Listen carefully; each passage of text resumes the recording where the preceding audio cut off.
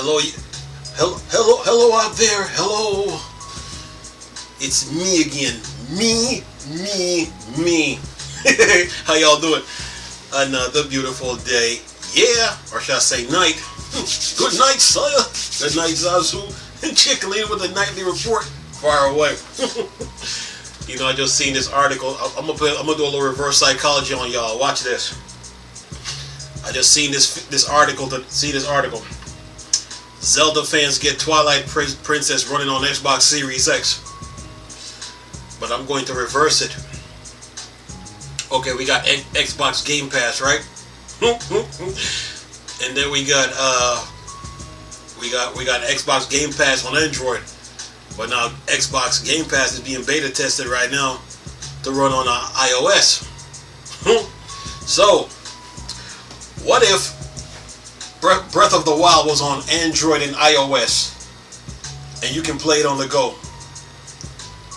Android, iOS, Game Pass, Breath of the Wild. How you want it? Android, iOS, Game Pass, Breath of the Wild. How do you want it?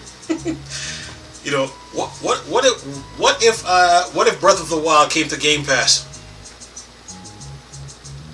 So now Apple fans really get to play Nintendo games on Game Pass. Think of it. What if Breath of the Wild came to Game Pass? I'm just putting this out there, food for thought. But I was doing a little reverse psychology, reverse engineering. But the article I'm about to talk about, it says here, Zelda fans get Twilight Princess running on Xbox Series X. Anyway, y'all sitting there looking at me like, huh? Anyway, look. Says here,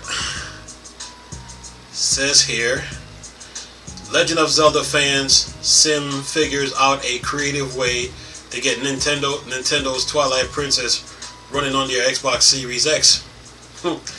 Says here, Nintendo cross-gen Legend of Zelda Twilight Princess is now playable on Xbox Series X. Originally released in 2006 for Nintendo's then soon-to-be retired GameCube, as well as the original Wii, Link foray into Twilight Princess realm, like all of its predecessors and successors, is a first-party exclusive developed in-house.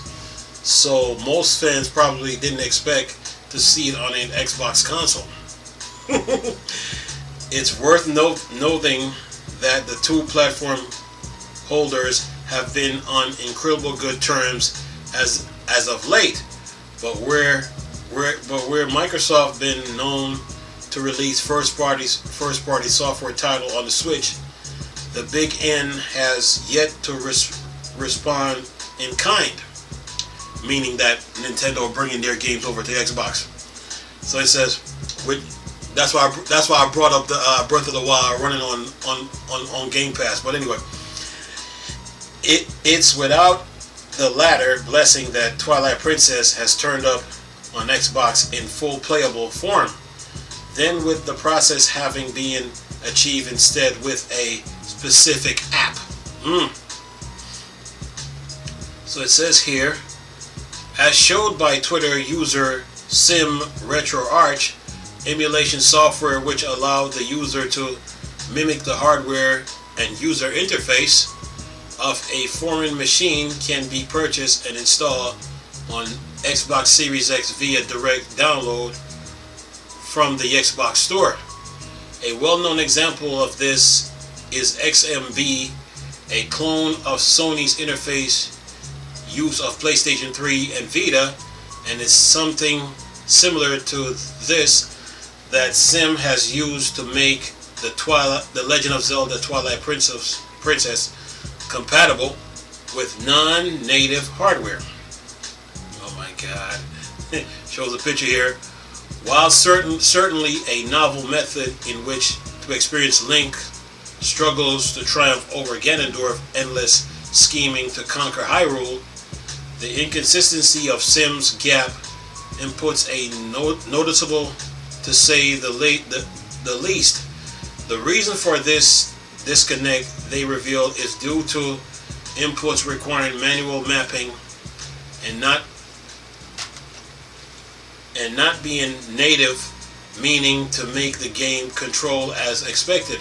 RetroArch users will have to individually assign camera/character movement and interaction buttons themselves. Sim also notes that this is but one available avenue of getting unofficial software running on Xbox Series X. Though declined to offer any offers, he said, as for concerns over legality, RetroArch is a publicly available to purchase for approximately $20 and install on Xbox, making it an official supported product. What users then decide to do with that is where things stay in the gray area. Nintendo has historically been incredibly protective of its intellectual property, with anyone found to be misusing it often being cracked down on hard, either with cease and desist or order or other legal action. It says here, in this instance, it's unlikely anyone known to be playing The Legend of Zelda on Xbox Series X will face any repercussions, though it wouldn't at all be surprising in light of this that Microsoft is prompted to reevaluate RetroArch availability on its platform until the time that Nintendo announced a port or remake of Twilight Princess, similarly to that recently unannounced of 2011 chronological first entry, Skyward Sword. This will remain the most convenient option of reliving a classic without having to blow up the dust off a defunct console. And that's that. So, I was joking about Breath of the Wild being on Game Pass, but I was just playing around. But Microsoft has put some of their exclusive games on the Nintendo Switch. Okay, so now it's time for Nintendo to return the favor.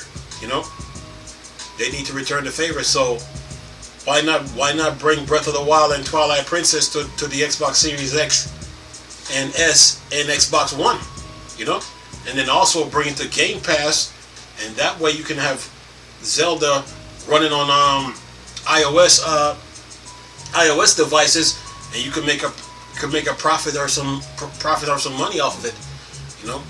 That's the option they should take. So Microsoft been kind to like Cuphead, Ori, what's another one? See, Cuphead, Ori, and I think that's it. Like those like the only two games I could think of that's from Microsoft's side that went to the Nintendo side.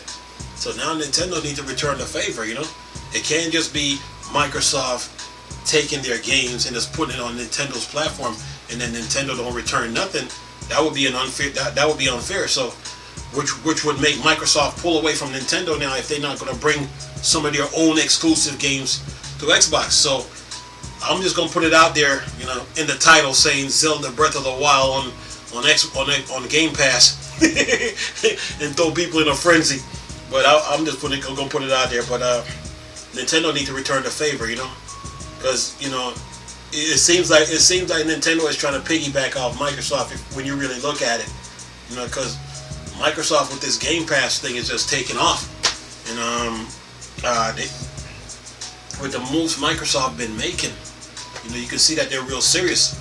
And then Nintendo on the other hand with the Switch, they barely can keep up with Xbox, so they're like trying to ride the Xbox wave or coattail, if you want to say that. And but they want Microsoft to bring games to their platform.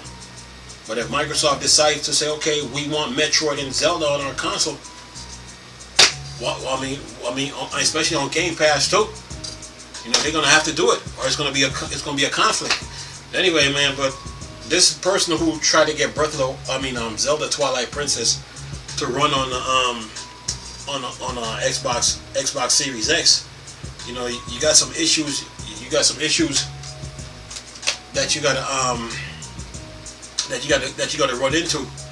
You know, when it comes to running, Twilight Princess on the Xbox. Xbox Series X. You know, but only time will tell. You know, only time will tell if Zelda will be on Game Pass. Only time. But anyway, I'm going to leave a link in the description box with this article so you can look at it. Nice talking to you people again. Chris, still a Star Wars and Star Trek thing. Or Dark Side. Gone. Peace.